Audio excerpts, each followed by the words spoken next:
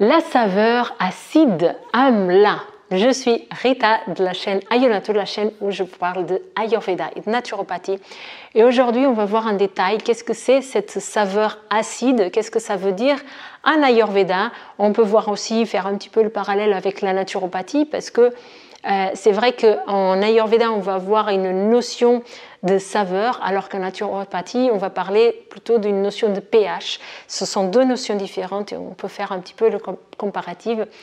Et comme dans la dernière vidéo de cette chaîne, de ce cycle de 6 vidéos sur les goûts, on va passer en version ordinateur pour que je puisse vous partager un petit peu les phrases et ce qu'on peut dire sur les goûts.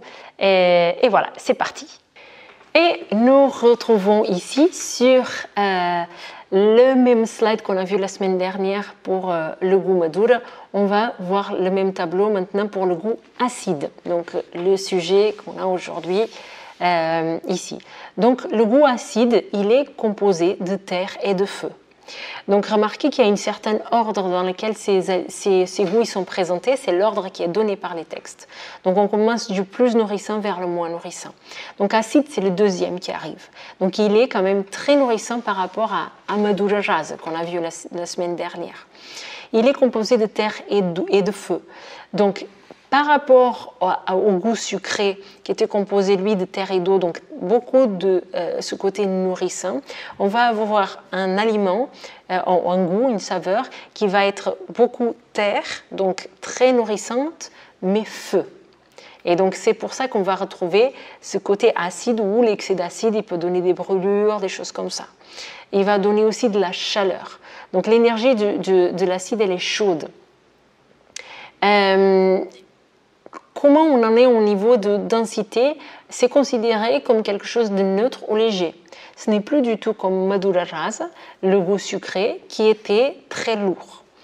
Et qu'est-ce qu'il va faire pour les doshas? Il va augmenter Pitta et Kapha et il va avoir la capacité de diminuer Vata. Et on retrouve ici à nouveau la même information de qu'est-ce qui se fait ce goût acide. Donc, Amla Rasa, donc vous pouvez faire le print screen, la copie de ce slide-là, comme ça vous avez l'information sur le goût acide.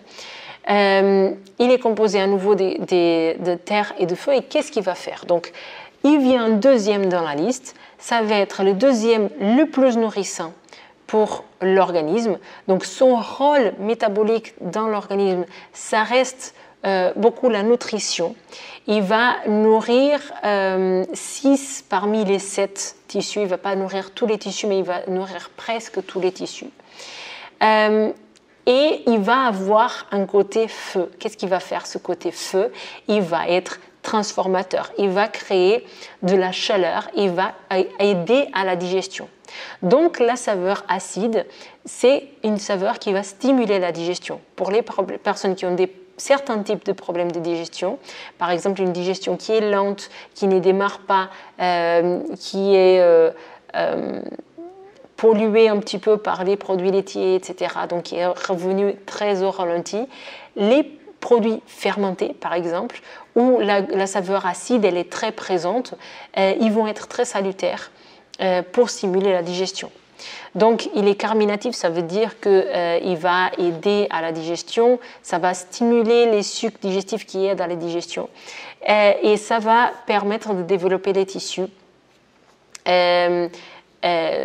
sauf pour Shukra Dhatu, qui est le dernier tissu, qui est celui qui est en lien avec la reproduction. Pour celui-ci, c'est que Madura Rasa, mais pour les autres tissus, donc les systèmes osseux, les systèmes musculaires, le sang, etc., le goût acide, il est très performant et il va être très nourrissant. Qu'est-ce qui se passe en excès? Donc on est en train de parler d'une saveur qui a beaucoup de feu. Beaucoup de feu, ça va créer de l'acidité. On va retrouver un petit peu cette sensation de brûlure, la sensation de reflux, une sensation d'aigreur au niveau juste en bas du diaphragme, au niveau de l'estomac, intestin grêle, on va sentir une certaine inflammation. Cette sensation d'être acidifié qui est beaucoup nommée par les naturopathes. Donc cette sensation-là, elle va être très présente pour la personne qui est dans un excès de produits qui sont acides. Qu'est-ce que ça veut dire les produits qui sont acides dans notre culture? C'est surtout les produits fermentés. Et donc j'insiste beaucoup là-dessus parce que quand on parle d'acide, en tout cas en naturopathie, on va parler d'acide, on va parler des fruits qui sont acides, etc. Parce qu'on parle beaucoup de pH. Mais si on regarde bien dans notre culture, c'est où qu'on va retrouver la plupart des saveurs acides, c'est dans les produits fermentés. Il y en a beaucoup en France. Les produits laitiers fermentés, les Français, ils consomment à gogo. Donc, c'est surtout ça en fait. Dans la plupart des personnes, ça va être là le petit truc qu'il va falloir regarder. Donc les fromages, les yaourts, le pain qui est aussi fermenté. Bonjour le pain. Ah non, je ne peux plus consommer du pain. Non, si vous avez des brûlures, des choses comme ça, non, arrêtez le pain, arrêtez la saveur acide. Okay, arrêtez la saveur acide, ce n'est pas juste arrêter les fruits. Okay, les fruits, c'est une petite partie. Les Français, ils ne sont pas des grands consommateurs de fruits. Par contre, ils sont des grands consommateurs de pain et des produits laitiers fermentés, et entre autres. Mais du coup, c'est là où il faut viser. Maintenant, si vous avez besoin d'une stimulation pour votre digestion, peut-être que cette saveur acide, elle va aider. Et donc, de mettre un petit peu de citron dans vos repas, de rajouter, par exemple, c'est l'ananas, le pamplemousse, c'est des fruits qui sont considérés moins nocifs en tant que digestif, on va dire. Hein, parce que, par exemple, en naturopathie, pour les personnes qui ont des ballonnements, etc., on évite le fruit à la fin de repas. Mais il y en a certains fruits qui sont plus ou moins acceptés.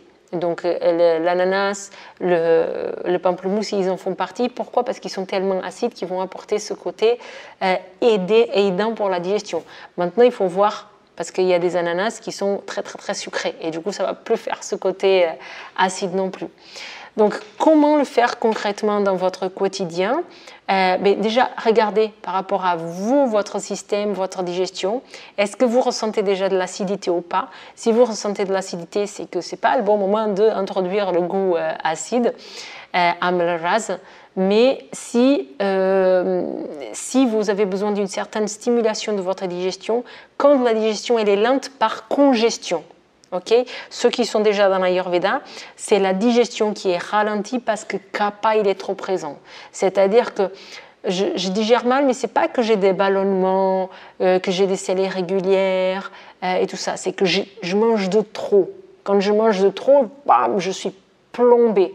Donc si c'est ça le cas, la saveur acide elle peut aider. Ce qui aide vraiment, c'est de diminuer la consommation, la quantité. Ça, c'est la première chose à faire. Et après, la saveur acide, elle peut aider un petit peu à vider tout ça. Donc voilà pour ce que je voulais partager avec vous sur Amlraz. Merci beaucoup pour votre écoute. Et voilà pour la saveur acide. Donc j'espère que cette vidéo vous a plu. N'hésitez pas à mettre dans les commentaires ce que vous avez pensé par rapport à déjà ce qui a été le contenu de la vidéo. Est-ce que vous voyez ça comme quelque chose qui est pertinent? Est-ce que c'est quelque chose que vous pouvez utiliser dans votre quotidien ensuite? Est-ce que la modalité version ordinateur, est-ce que ça correspond, est-ce que ça correspond pas? N'hésitez pas à me dire et je vous invite à liker et à partager la vidéo avec les personnes avec qui vous pensez que ça peut résonner. Et je vous dis à très bientôt lors d'une prochaine vidéo. Merci.